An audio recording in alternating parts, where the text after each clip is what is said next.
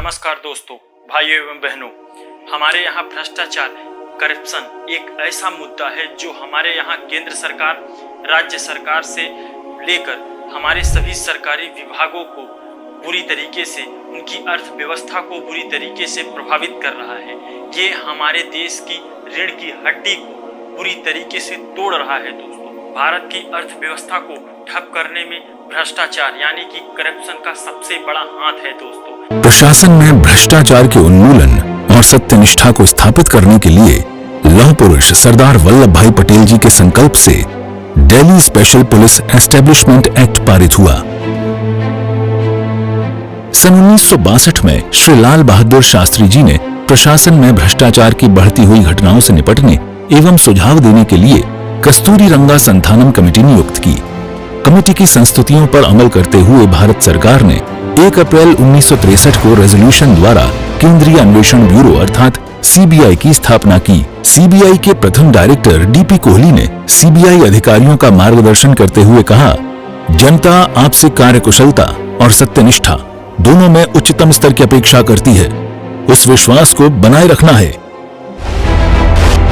प्रारंभ से ही सीबीआई ने अपने आदर्श वाक्य उद्यमिता, निष्पक्षता एवं सत्यनिष्ठा के पथ पर चलते हुए अत्यंत जटिल एवं संवेदनशील मामलों की जांच में सत्य को उजागर कर देश की विभिन्न संस्थाओं और जनता का विश्वास अर्जित किया है।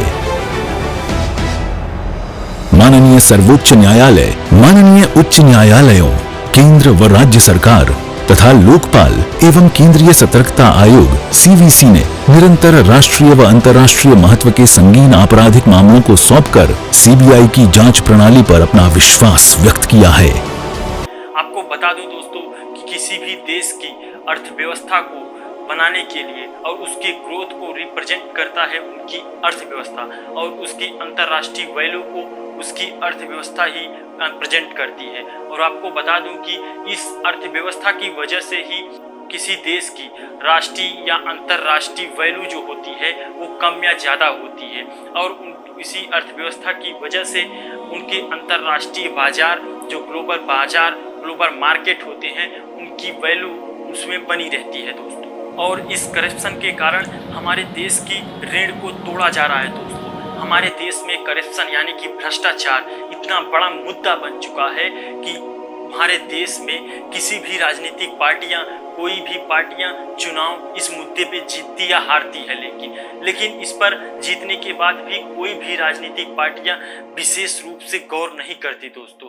तो आइए जानते हैं कि ये भ्रष्टाचार, करप्शन कितना अंदर तक हमारे देश के अंदर घुसा है और ये कितना नुकसान हमारे देश को पहुंचा रहा है दोस्तों। तो आइए जानते हैं इस वीडियो में सब कुछ।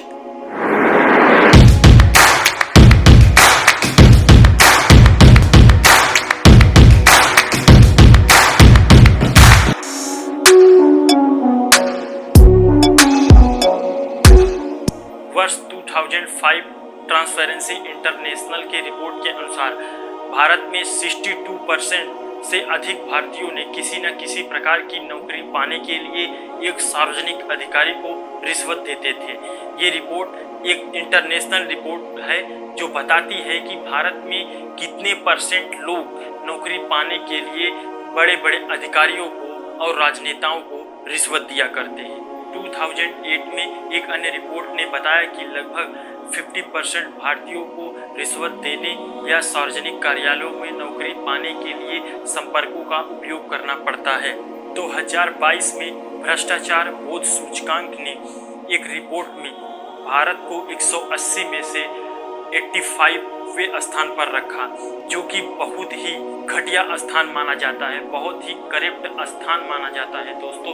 तो आप सोच सकते हैं कि हमारे और आपके देश में कितना बड़ा करप्शन हो रहा है और हमें और आपके पता नहीं चल रहा है, और हमारे और आपके टैक्स से दिए हुए पैसे को राजनेताओं और बड़े बड़े अधिकारियों के जेब में डाला जा रहा है दोस्तों। सरकारी समाज कल्याण योजना यानी कि सरकारी विभागों से निकाले गए भर्तियां और सरकारी विभागों में जो भर्तियां, जो पद खाली रहते हैं, उनमें उच्च राजनीतिक कोट यानी कि उच्च राजनीतिक पार्टियां, मंत्री, सांसद और हमारे यहाँ के उच्च अधिकारियों द्वारा बहुत बड़ा करप्शन किया जाता है और उनकी बहुत पहुंच होती है दोस्तों, जिसके माध्यम से जो शिक्षित वर्ग होते हैं वो बैठे रह जाते हैं और जो अशिक्षित वर्ग होते हैं या अशिक्षित लोग होते हैं उनको इन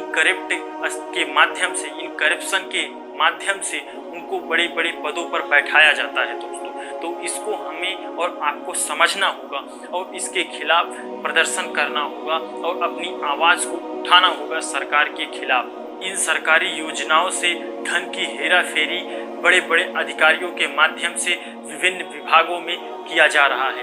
तो आइए इनमें से एक है राष्ट्रीय ग्रामीण रोजगार गारंटी अधिनियम, जिसे हम पहले महात्मा गांधी राष्ट्रीय ग्रामीण रोजगार अधिनियम के नाम से जानते थे और उसका नाम मनरेगा भी रखा गया है। तो आइए जानते हैं कि इसमें क्या किया गया, जिसे हम और आप राष्ट्रीय ग्रामीण रोजगार गारंटी अधिनियम के नाम से जानते हैं।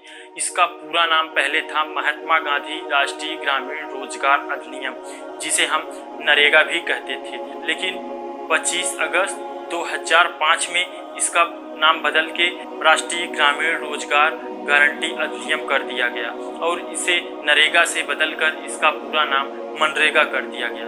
इसमें ग्रामीण परिवार के वयस्क सदस्यों को प्रतिदिन 220 रुपीस का मजदूरी दिया जाता था। 2010-11 में वित्तीय वर्ष को बढ़ाकर केंद्र सरकार द्वारा 40,000 करोड़ रुपए कर दिया गया था, लेकिन इसमें भी उच्च अधिकारियों द्वारा बहुत बड़ी करप्शन किया गया और मजदूरों के जो पेमेंट होते हैं उनको भी रोक दिया गया। बड़े पैमाने पर मजदूरों ने आंतरिक भ्रष्टाचार और करप्शन का आरोप लगाया इन अधिकारियों के ऊपर।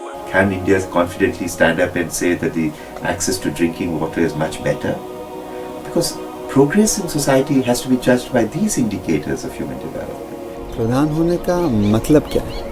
प्रधान होने का मतलब है मेरे गांव की गरीबी दूर हो, मैं जन जन तक पहुंचूं, सबका सेवा करूं, ख्याल करूं, मेरे गांव में क्या चीज़ की ज़रूरत है और उसको मैं पंचायत से दिलवाऊं। In order to distribute the benefits of economic growth more equitably, in 2005, the Indian government passed the Mahatma Gandhi National Rural Employment Guarantee Act and consequently launched an ambitious program that would provide a legal guarantee for 100 days of employment every year at the statutory minimum wage to all adult members of all rural households that were willing to work in development schemes beneficial to their communities. आइए जानते हैं कि आखिर ये corruption यानी कि भ्रष्टाचार है क्या और इसकी शुरुआत कहाँ से हुई। आइए जानते हैं पूरा डिटेल में। दरअसल भ्रष्टाचार, भ्रष्ट और आचार, भ्रष्ट का मतलब बुरा या बिगड़ा हुआ और आचार का मतलब आचरण, यानी कि बिगड़े हुए आचरण या बुरे आचरण को ही हम भ्रष्टाचार कहते हैं। आखिर इसकी शुरुआत कहाँ से हुई, आइए ये भी जानते हैं। प्राचीन काल में राजा और महाराजाओं ने हमारी समाज को निम्न जाति और उच्च जाति के रूप में बांट दिया, विभाजित कर दिया और इस प्रकार से उन लोगों से अधिक कर और कम कर की वसूली की जाती थी और यहीं से शुरुआत होती है करप्शन की, यानी कि भ्रष्टाचार की। यहीं से शुरुआत होती है हमारे लोगों को ठगने की। जी हाँ, यहाँ पर आप देख सकते हैं कि बाहर से आने वाले अधिक राजाओं ने हमारे देश के ऊपर आक्रमण किया और उसके बाद हमारे ही लोगों को एक दूसरे से लड़ाने के बाद वहाँ पर राज किया और अंग्रेजों ने ही हमारे साथ यही किया, हमें आपस में उलझाए रखा और खुद गद्दी पे बैठ के राज किया दोस्तों, और हमारे देश के साथ बहुत बड़ा करप्शन किया और भ्रष्टाचार किया। और इतना ही नहीं दोस्तों, भारत के आज़ाद होने के बाद न जाने कितने घोटाले किए गए हमारे देश के साथ, जिसमें से नागरवाल घोटाला, बोफोर्स घोटाला, चारा घोटाला और गस्टा वेस्ट हेलीकॉप्टर घोटाला आदि शामिल हैं। तो दोस्तों, इतने बड़े बड़े घोटाले हमारे देश के साथ किए जा रहे हैं तो हमारे देश की जो आर्थिक स्थिति है वो बेहद खराब होती जा रही है। घोटाले कर के हमारे देश को खोखला किया जा रहा है दोस्तों, और इन घोटालों की वजह से ही हमारे देश की जो आर्थिक स्थिति है वो बेहद खराब होती जा रही है दोस्तों। इन घोटालों की वजह से ही आज हमारा देश विकासशील है, विकसित नहीं है दोस्तों, और इन घोटालों की वजह से ही हमारे विकास के जो पर थे उनको काट दिया जा रहा है और हमारे आर्थिक विकास के ऊपर गहरा प्रहार किया जा रहा है। तो हमारे यहाँ देश में विकास के लिए बड़े बड़े टेंडर पास किए जाते हैं, नवनिर्माण पुल बनाए जाते हैं और पुल का निर्माण किया जाता है और उद्घाटन से पहले ही उस पुल को धराशायी हो जाता है। और आप देख सकते हैं इस वीडियो में कि कैसे इन पुल का निर्माण करने के बाद ही इसका अंत हो जाता है दोस्तों। तो ये एक पुल का अंत नहीं हो रहा है, ये हमारे देश की रीढ़ की हड्डियों को तोड़ा जा रहा है और हमारे और आपके टैक्स के दिए हुए पैसे को पानी में बहाया जा रहा है दोस्तों।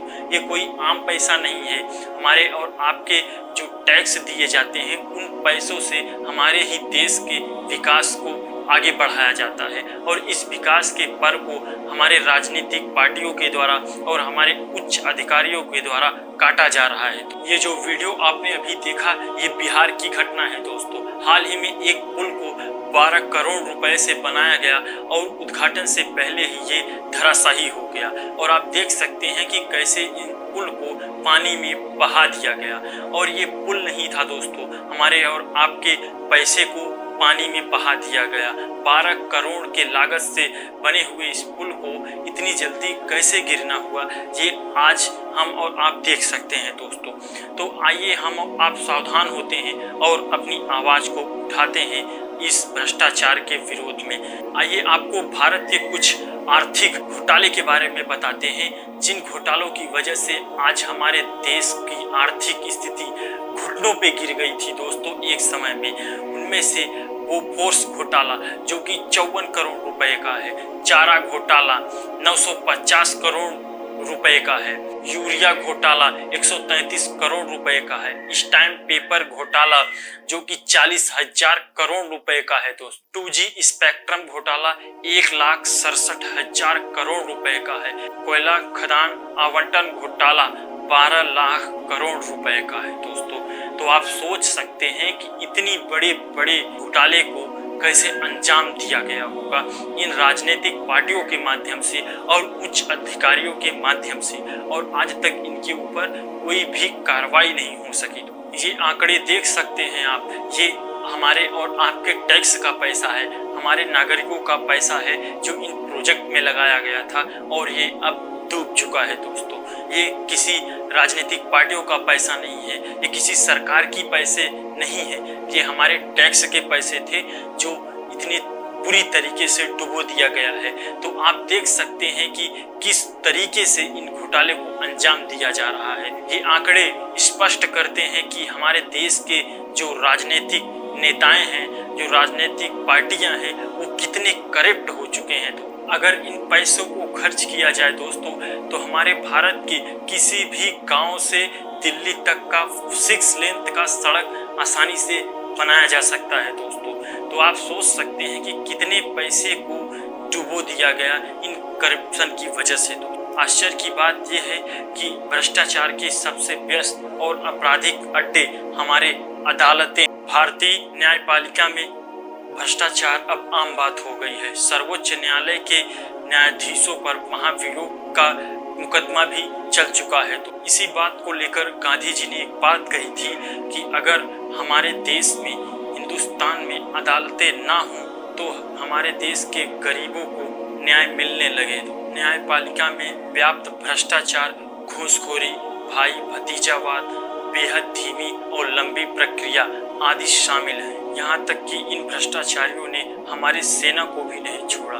हमारे सेना के लिए गए विमानों में से बोफोर्स घोटाला, जीप घोटाला, अगस्टा वेस्ट हेलीकॉप्टर जैसे तमाम घोटाले किए गए। तो जिससे हमारी सेना विश्व की सबसे प्रसिद्ध सेना से हटते हुए आज किस नीचे पायदान पर तीसरे नंबर पे आ चुकी है दोस्तों। अगर हमारी सेना के साथ इतने बड़े घोटाले ना किए जाते तो आज हमारी सेना विश्व की नंबर 1 सेना बनी होती। आज हमारे देश को तमाम तरीके से भ्रष्टाचार के रूप में तोड़ा जा रहा है।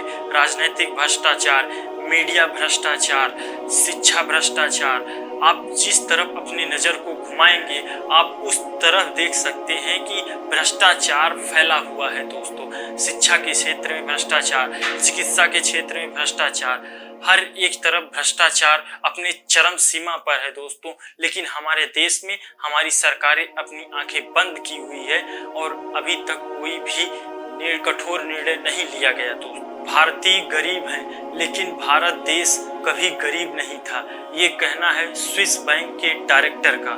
स्विस बैंक के डायरेक्टर ने ये भी बताया कि भारत के लगभग 280 लाख करोड़ रुपए उनके स्विस बैंक में जमा किए गए हैं। आप ये जान के हैरान हो जाएंगे दोस्तों कि ये रकम इतना बड़ा है कि भारत के आने वाले 30 सालों का बजट बिना कर यानी टैक्स के बनाया जा सकता है दोस्तों, या यूं कहें कि 60 करोड़ रोजगार के अवसर दिए जा सकते हैं दोस्तों। तो आप सोच सकते हैं कि ये इतना पैसा हमारे देश के करप्ट राजनीतिक अधिकारियों और उच्च अधिकारियों ने, राजनेताओं ने ब्लॉक करके रखा हुआ है दोस्तों अपने विदेशी बैंकों में। स्विस बैंक में 280 करोड़ रुपए को ब्लॉक करके रखा गया था, जिसे लाने के बाद हमारे देश की तस्वीर बदल सकती थी। इसके निवारण के लिए हमें और आपको और हमारी सरकार को कुछ कठोर कदम उठाने होंगे दोस्तों, जैसे कि जनता के प्रमुख कार्यों को समय सीमा के लिए निर्धारित किया जाए और लोक सेवकों के द्वारा इसे पूरा ना करने पर उन्हें दंड का भागी बनाया जाए और हमारे और आपके प्रमुख कार्यों को यानी कि जनता के प्रमुख कार्यों को ऑनलाइन कर दिया जाए। सभी लोक सेवक, मंत्री, सांसद, अधिकारी, उच्च अधिकारी, कर्मचारी सभी अपनी संपत्ति का हर वर्ष ब्यौरा दें, डिटेल्स दें। भ्रष्टाचार करने वालों के लिए कठोर दंड लागू किया जाए। डिजिटल को बढ़ावा और अनेक सरकारी सेवाओं को ऑनलाइन कर दिया जाए। पहली बार हमारे देश में भ्रष्टाचार के विरुद्ध आंदोलन 1974 में जयप्रकाश नारायण जी के माध्यम से किया गया था दोस्तों, और एक बार फिर इसी आंदोलन की आवश्यकता है हमारे और आपके माध्यम से। हमें और आपको इस करप्शन के विरुद्ध आवाज उठाना होगा दोस्तों। आप भ्रष्टाचार को कभी सहन मत करना, भ्रष्टाचार के खिलाफ अपनी आवाज को उठाना होगा और जयप्रकाश जी की तरह भ्रष्टाचारियों से इस देश को बचाना होगा दोस्तों। धन्यवाद।